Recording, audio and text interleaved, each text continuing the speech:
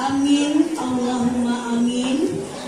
Berkat rahmatnya juga Tuhan Yang Maha Esa, kita dapat berkumpul di lingkungan, di ruang literasi SDN 020 Sagulung yang sederhana ini, ya, dalam keadaan sehat. Kemudian tak lupa kita salawat beriring salam terhadap Nabi Muhammad besar kita Muhammad Sallallahu Alaihi Wasallam. Allahumma salli ala Sayyidina Muhammad wa ala ali Muhammad. Yang saya hormati Ibu narasumber, Ibu Leni Fitriana Eskom dari KPAI Kota Batam. Yang saya hormati Bapak Komite, Bapak Afriyadi, SDN 020 Sagulung. Dalam keadaan kurang sehat ya Pak. Nanti Bapak bisa inilah ya Pak ya, mengapetisi karena sudah mendaftar puskesmas untuk berobat.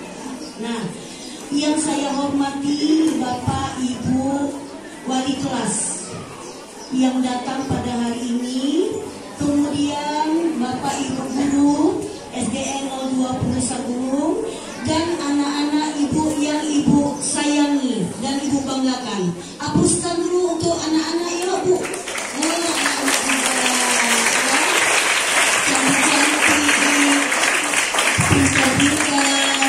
Baik-baik, betul ya? Betul? Jelek-jelek, bongo-bongo, jahat, begitu? Tidak, cantik, ganteng, baik, nah, seperti itu, ya. Nah, Bapak Ibu, udah maraknya sekarang. Sebenarnya berita-berita bullying ini sudah marak dari zaman dahulu.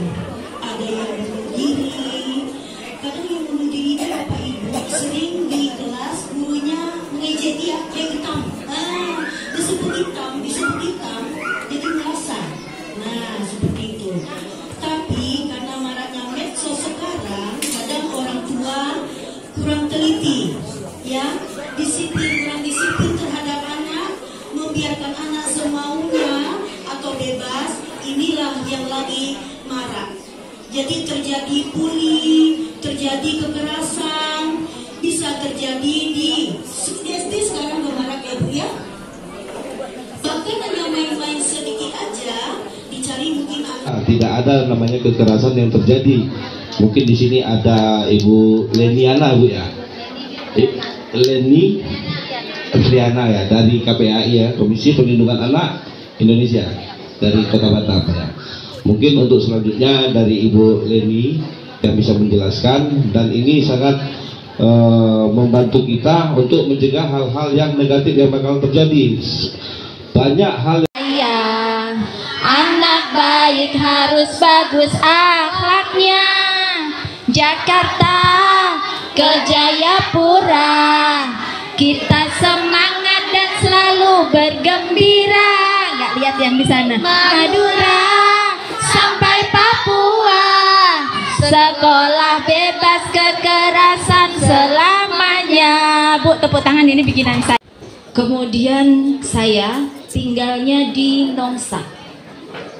Nongsa di mana? Di depan Polda. Ada perumahan Citramas. Nah, alhamdulillah tinggal di sana. Kok jauh banget? Kalau masih Batam, insya Allah nggak jauh Bu.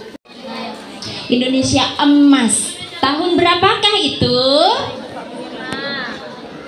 2045. Jadi sekarang program-programnya di Indonesia ini mengarahnya ke sana semua. Sampai sekarang kurikulum pun berubah. Ibu-ibu bagaimana sudah bisa mengikuti perkembangan belakangan ini? Anak-anak banyak tugasnya ya.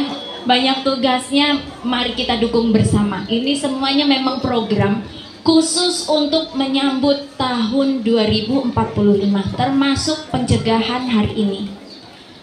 Bu, masih lama banget 2045. Iya, tapi karena ini anak-anak kita yang kita persiapkan. Kalau kita yang disiapkan Bu, kita ada tuir nanti ya kan. Kita sudah umur 70-an, ada, kalau saya nanti umurnya 64. Ketika tahun 2045 itu kan sudah tidak produktif lagi. Jadi pemerintah fokus dengan anak-anak. Pendidikan sekarang tadinya nih ada P5. Apa tadi? P5. Apa saja? Beriman dan bertakwa kepada Tuhan Yang Esa. Tadi udah bisa nyanyi, nanti kita nyanyi itu lagi ya. Seru kayaknya. Tadi Ibu lihat kalian kayaknya semangat banget kalau yang nyanyi itu. Belajar Pancasila, beriman dan bertakwa pada Tuhan Yang Esa dan berhak mulia, berkebenaan global, gotong royong mandiri, kreatif dan bernalar kritis. Nah itu tadi 5 itu 6 ya, itu memang disiapkan untuk tahun 2045. Nanti tahun 2045 umur berapa? Kakak, abang, nanti tahun 2045 umur berapa? 30. Kalau sekarang anak ibu umur 10 tahun, nanti tahun 2045 umurnya. Sasi dari ibu mengucapkan terima kasih untuk tidak berisik. Dari tadi ibu lihat alhamdulillah pada kondusif ya. Semoga sampai akhir nanti nggak bosen. Kalau bosen bilang bu bosen, boleh gitu ya, tapi angkat tangan dulu bu, bosen, nanti ibu ajak nyanyi. Mau? Mau. Atau mau nyanyi dulu? Udah tadi ya kan? Udah kan? Bisa lagu di sini teman, di sana teman. Oh bisa? Oh Masya Allah bisa katanya. Ibu-ibu tahu nggak kalau anak-anak kita udah bisa? Kadang nyanyi ya di rumah ya. Sekarang lagi tenar ya bu ya, karena ada Permendikbud ini. Siapa yang mau nyanyi dulu sebelum sosialisasi? Oh, cuman satu, jadi nanti aja. Baik ibu, saya akan mulai dengan Permendikbud nomor 46 tahun 2023. Permendikbud ini mengatur tentang tim pencegahan dan penanganan kekerasan di satuan pendidikan. Kenapa perlu? Kalau saya lihat ya Bu ya, kementerian ini memang menitipkan program-programnya di sekolah semua. Ibu-ibu dengar kemarin ada sekolah sehat, terus imunisasi juga dititipkan ke sekolah.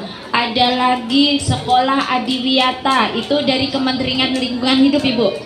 Kalau yang imunisasi dari Dinas Kesehatan. Kemudian yang ini adalah bentuk kerjasama dengan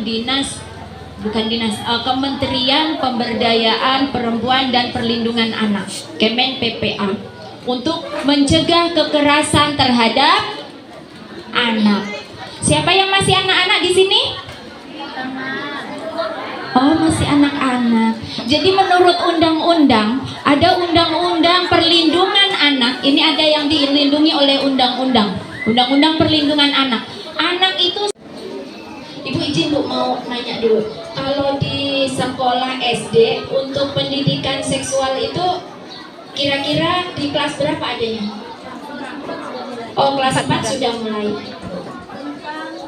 Reproduksi, haid, menjaga kebersihan, ya, pipis basah. Nah, kelas 4 sudah ada pendidikan tentang seksual. Udah mengerti? Kita harus jaga nih, dari batas sini yang tertutup baju dalam nih, yang tertutup baju dalam, tidak ada yang boleh menyentuh kecuali diri kita sendiri. Kemarin ada yang nanya, Bu, kemarin gatal-gatal jadi mama kasih salep di punggung, boleh Bu? Boleh, itu orang tua. Bu, kemarin ke dokter Bu, jadi diperiksa, nah, boleh dengan pendampingan orang tua. Dokter juga ada kemarin yang melakukan pelecehan di Batam. Dari dokter sudah pernah ada kasusnya, dari guru sudah pernah ada kasusnya, dari orang tua kandung banyak kasusnya, ayah tiri banyak kasusnya. Jadi anak harus kita pahamkan bahwa dari sini sampai ke sini tidak boleh ada yang menyentuh kecuali diri sendiri. Ada yang masih dicebokin mamanya? Nah, tengok ibunya mana SD udah masih dicebokin sama mamanya. Oh, enggak lagi kan? Udah pandai semua kan? Udah pandai jaga kebersihan diri kan? Udah pandai. Nah, sekarang kalau ada yang tiba-tiba mengirim video porno ke HP, bagaimana caranya? Caranya adalah taruh HP-nya, lapor sama mama. Karena ini harus ditangani. Kalau enggak, nanti teman kalian juga dikasih video porno. Karena kemarin udah banyak ya anak-anak SD tiba-tiba dikirimi video porno di HP-nya. Tapi karena cepat-cepat dihapus karena ketakutan juga mau lihat itu, jadi barang bukti hilang. Nah, kalau bisa taruh HP-nya, jangan dipegang dulu, kasih ke mama. Ada orang jahat bilang, mamanya nanti biarlah lapor ke wali kelas boleh, supaya wali kelas nanti ditindaklanjuti oleh tim PPK. Karena itu berefek sampai ke sekolah. Kemarin ada anak yang murung aja. Kenapa murung? Oh, ternyata ada yang video call. Yang habis ngirim video porno, habis itu video call. Pertamanya minta buka kancing 1. Ternyata habis itu minta buka kancing 3, habis itu minta dibuka semua. Habis itu di screenshot, habis itu nanti dimintain duit. Jadi harus hati-hati. Kalau main game, ngobrol sama orang asing, ibu minta hati-hati. Orang asing ini bisa jadi pedofil. Tahu pedofil? Pedofil ini om-om jahat. Dia sukanya sama anak kecil. Anak kecil yang nggak pakai baju. Siapa yang suka nggak pakai baju?